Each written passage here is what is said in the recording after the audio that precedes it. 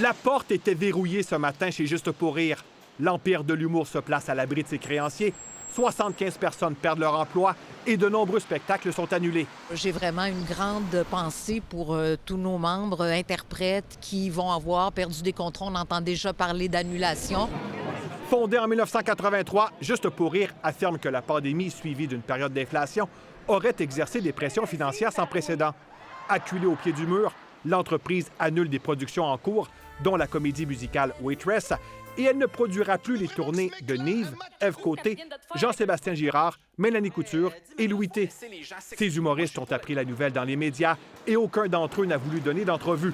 Mais sur les réseaux sociaux, Ève Côté a écrit « Donnez-moi 48 heures et je vous reviens avec de bonnes nouvelles. N'entamez pas de processus de remboursement tout de suite. Mon équipe travaille activement sur la situation. » C'est une grande famille, l'humour, puis je pense qu'on a perdu un peu notre grand-père à tous, mais ils sont pas orphelins. On va être là pour les épauler puis trouver des solutions pour qu'ils puissent continuer à gagner leur vie, faire leur spectacle.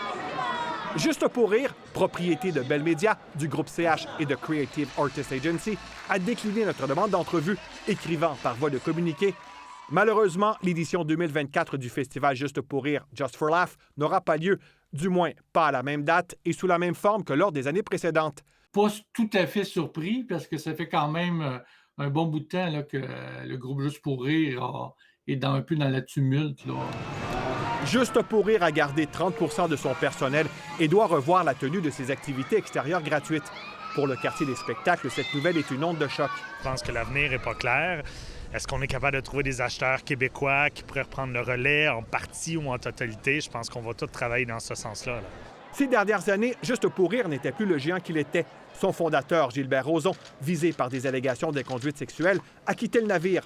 Joint au téléphone à Paris, il a refusé notre demande d'entrevue, mais il s'est dit profondément bouleversé. Juste pour rire, c'était près d'1 200 000 visiteurs en 2023, dont de nombreux touristes. 190 000 touristes uniquement qui viennent pour le festival avec un taux de centrage, ce que nous on appelle, c'est-à-dire qu'ils viennent expressément pour ça. Donc c'est quand même des nuitées, c'est quand même des retombées économiques qui rentrent dans l'économie. Les déboires de Juste pour rire feront couler beaucoup d'encre parce que les créanciers sont nombreux et parce que la situation est loin d'être comique. Ici, Louis-Philippe Ouimet, Radio-Canada, Montréal.